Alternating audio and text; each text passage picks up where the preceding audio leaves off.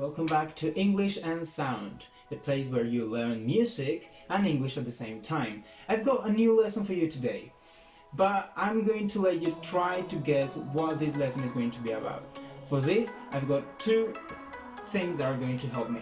So the first one I'm going to put in is this little hat that I have over here.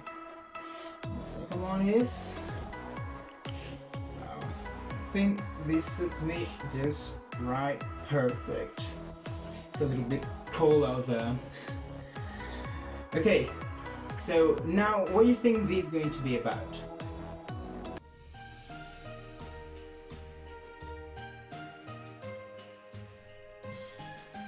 So before we continue, I've got something for you to do.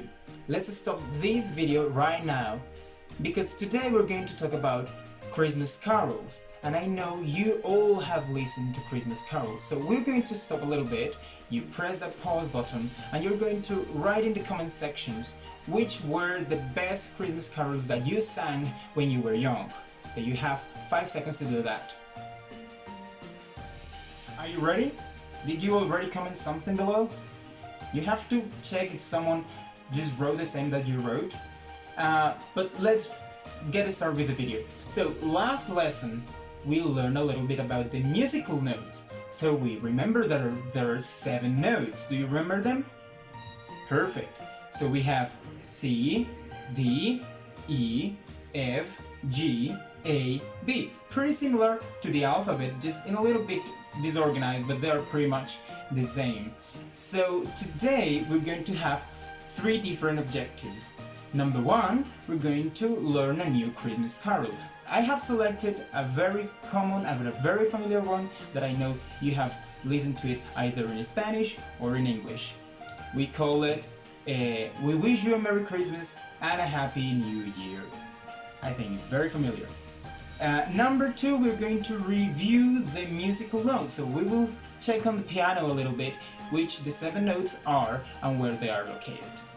Number 3, we're going to review and learn some basic words related to sequence connectors.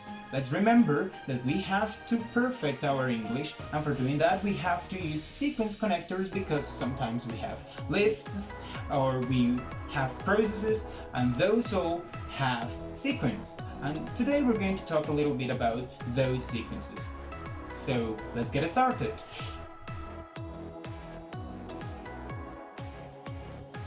Well, now we are in the piano, so let's remember that then in the piano we have lots and lots of the 7 notes that we have listed. And we always start counting on the C note. So we have one C here, another C here, and another C here.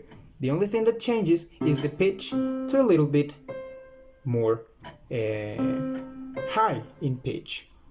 So we have C, D, E, F, G, A, B, and we go all the way back to the C.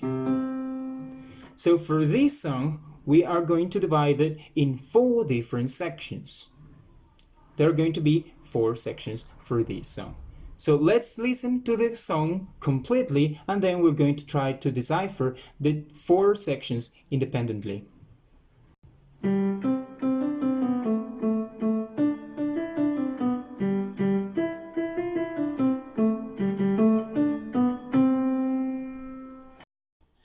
Okay, now that we have listened to the whole song, we're going to divide it in 4 parts. The first part is going to be a little bit like this.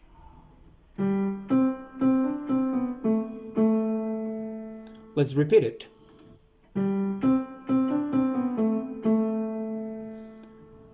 So for the first part, that is the first word, first is number 1. So for the first part, we're going to start in a G, and we jump to the C, then we go up to the D, and we go all the way down from the D to the C, to the B, and finally to the A. Let's do it together.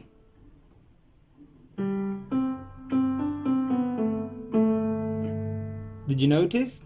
We repeated the C and we repeated the A. And that finishes the first part. After the first part, we have the second part. Second means number 2. After means what is next. So, the second part of this song goes. We start in the A that we finished, then we go all the way up to the D, and in the stair down from the E, D, C, B, we skip the A and we go to the initial G. And that finishes the second part. Now for the third part, we're going to start in that same G. It goes a little bit like this.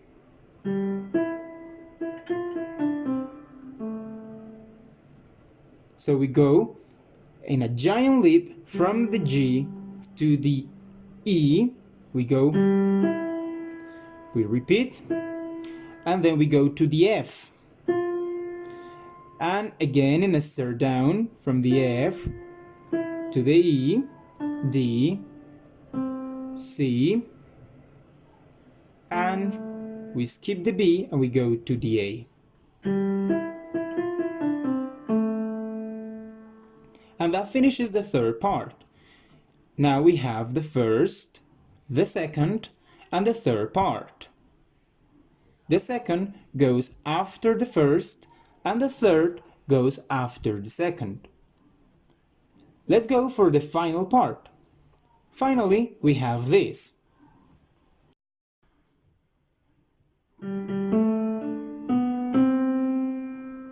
We start in that G, and we're going to jump from that G to an A, to a D, we skip the C and we go to the B, and finally we end this song in a nice little C. And the fourth part goes. Notice that we repeated the G that we started with in the final part. So if we combine the first, the second, the third, and the final part, it all merges how the song goes. We all know it in Spanish and in English. We wish you a Merry Christmas.